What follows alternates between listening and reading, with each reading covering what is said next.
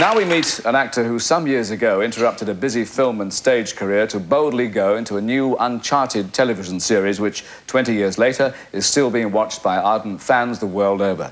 That phenomenon was called Star Trek, and the star is a man I last saw in Los Angeles a couple of months ago when I crept up behind him on the flight deck of the Starship Enterprise and hit him with the big red book. Ladies and gentlemen, William Shatner.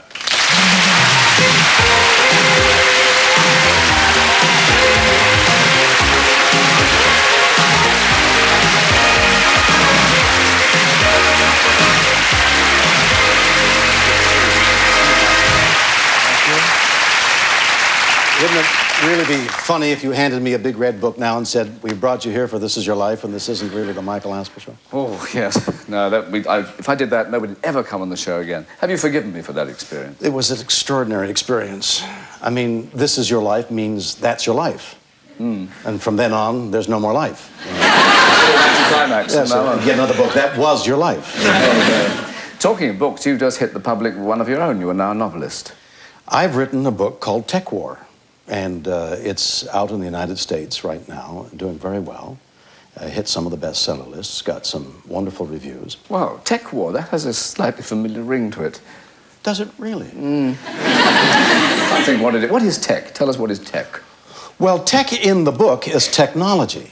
And the technology, the story is that of a policeman, vaguely around my age, sometime in the future, about 100 years from now, dealing with the drugs of the future.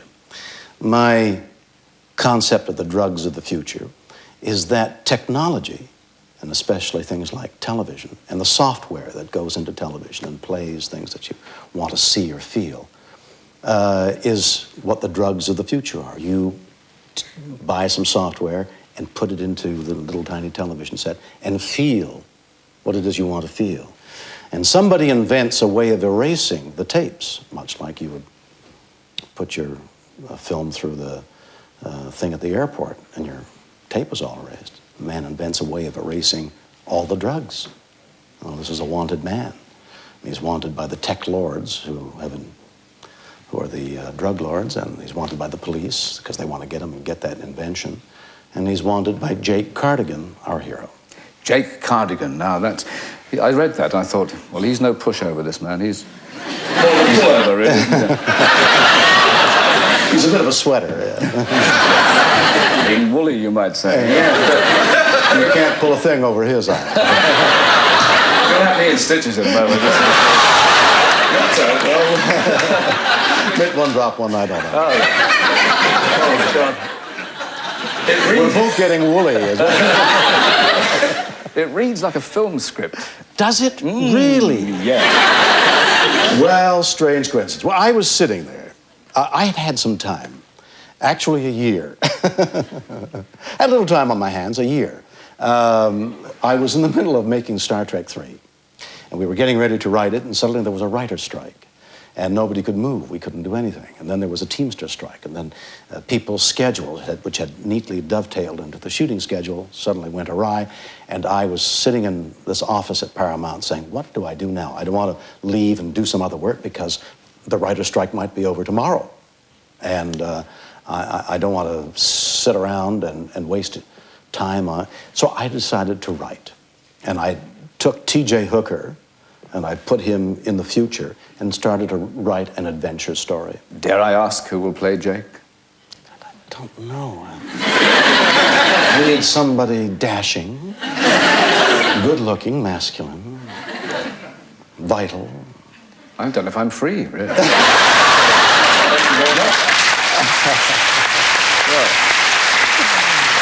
Actually, I had heard you were very expensive.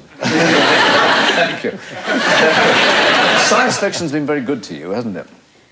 And vice versa. Well, I didn't say that. You said vice versa. I didn't say vice versa. You've been good for each other. It's done you well. It's an entrancing form, isn't it? To imagine what the future will be like, and not to be contradicted because nobody else knows either. You see.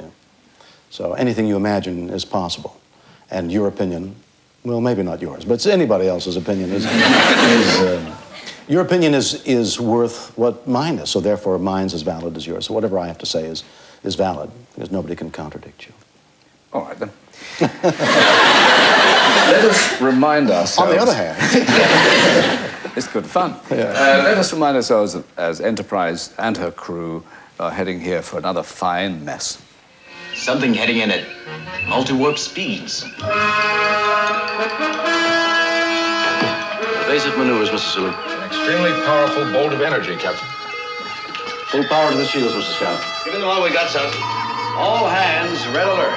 Laser bank, stand by. Photon torpedoes, condition red. Condition red.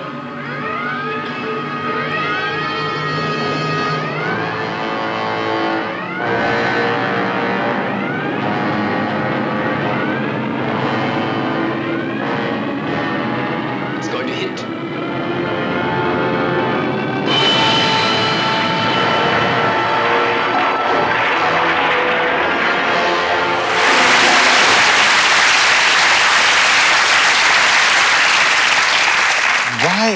Why are they applauding? Because they love it. They thought it was a drunken orgy, I expect. And it was. Out of 79 episodes, are you able to pinpoint that one? I have no idea what that is. Yeah. Don't even know who the person in the yellow shirt is. What about the size of the budget of those shows? Very small. We were making them, if I remember correctly, the average show then was made for $700,000-800,000 an hour. And ours was like 5 or 6. It was somewhat less. And we were so technologically needy that it was far too little.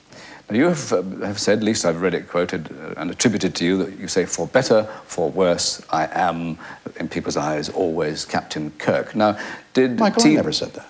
I'm sure you did. Did you? I don't think I did. Well, whether you did or not, who cares? But what I mean is, did T.J. Hooker, did it break that mold as much as you wanted it to? Well, all right, I'll go along with that. I remember one moment that taught me the power of television.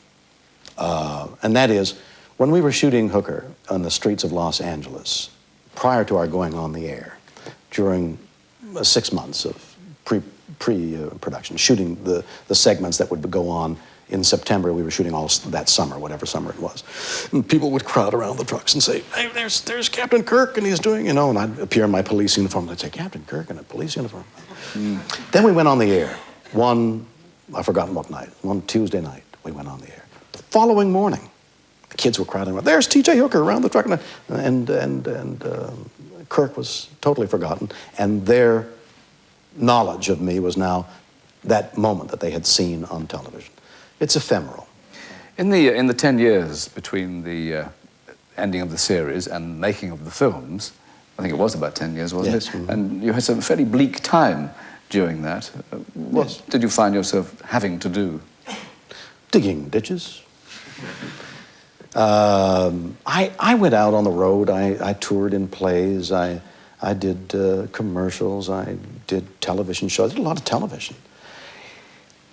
Bleak only on a comparative basis. I mean, I did award-winning television shows and did a lot of good plays. I did a lot of good work. It wasn't bleak.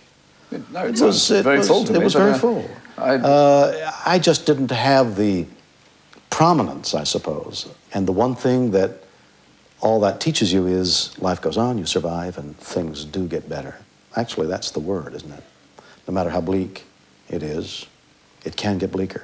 No, you can go on. One door closes, another shuts. Yes. Bill, just rest on your laurels for a moment. After the break, we have Liza Minnelli.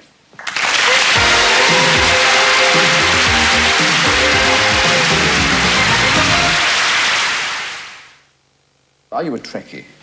Oh, absolutely. I've watched every episode at least 3 times. And I was listening to what you were saying before.